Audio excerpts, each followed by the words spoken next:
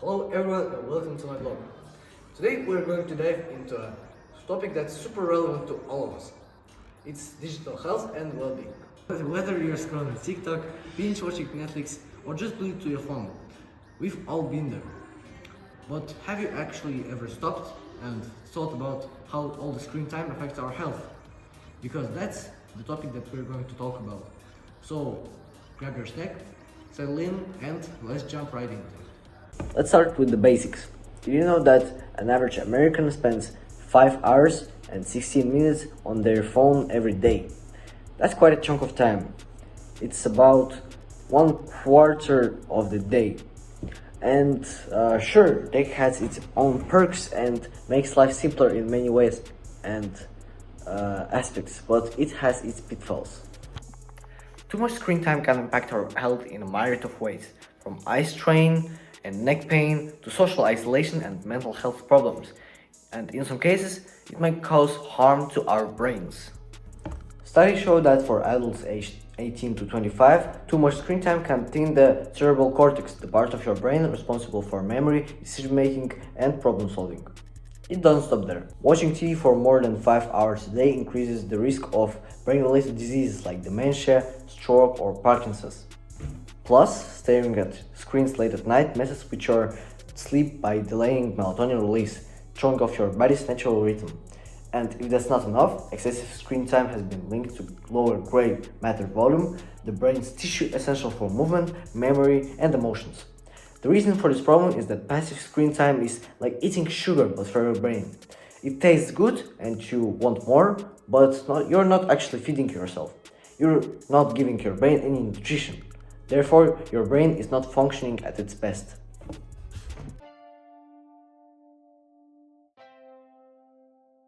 It's not just about our physical health, it's also about our mental well-being. Ever compared yourself to someone on Instagram Reels who is perfect and you're not? Or have you seen some motivational guy blaming you for seeing on Reels how you can get money? For example, take a look at this guy. He's 14-year-old. He is bench pressing 275 pounds. This is 120 kilograms. Isn't this crazy?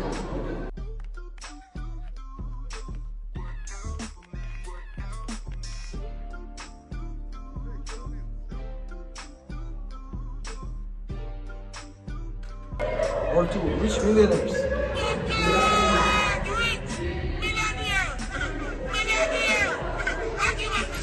Many of you constantly start to overthink about not achieving such results. However, all the stuff that you see on social media doesn't mean that you and I are worse, weaker people than the ones that you see on social media. And social media is not real. Like her photos, which look like casual snaps, actually took several hours to set up and up to 100 attempts to get right. Gene and wrench. Now, let's bust some myths.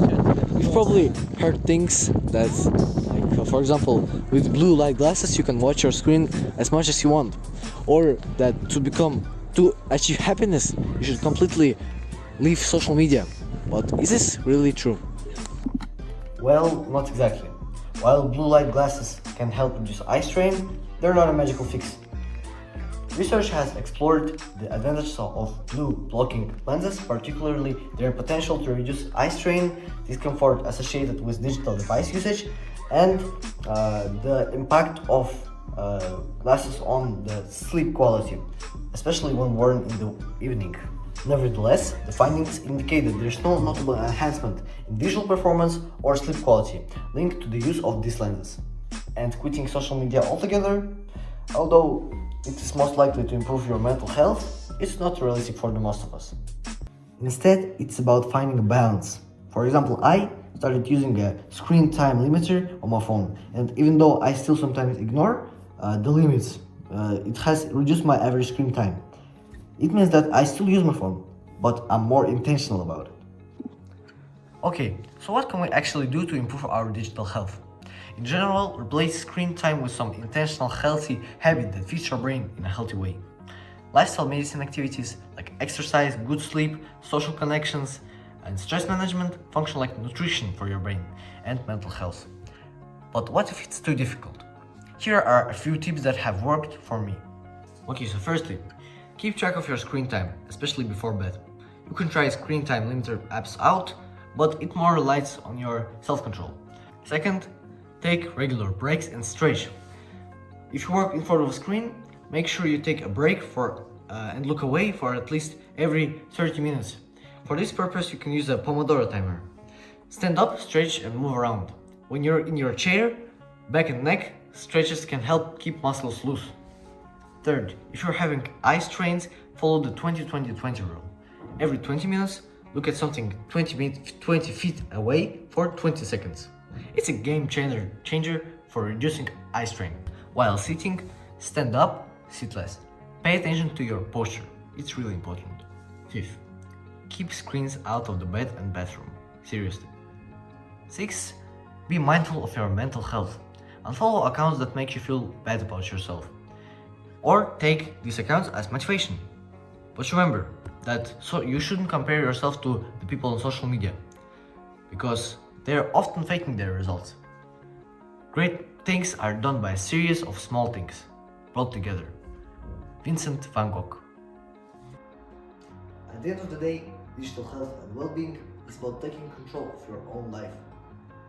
Remember, technology is good, but it shouldn't control us. So I challenge you to take one small step today. Maybe it's setting a screen limit on your phone.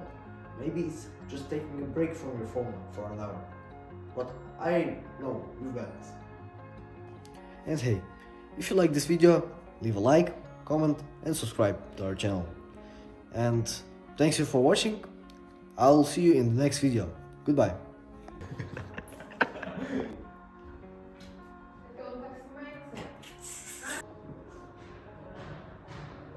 It's about taking control of your life.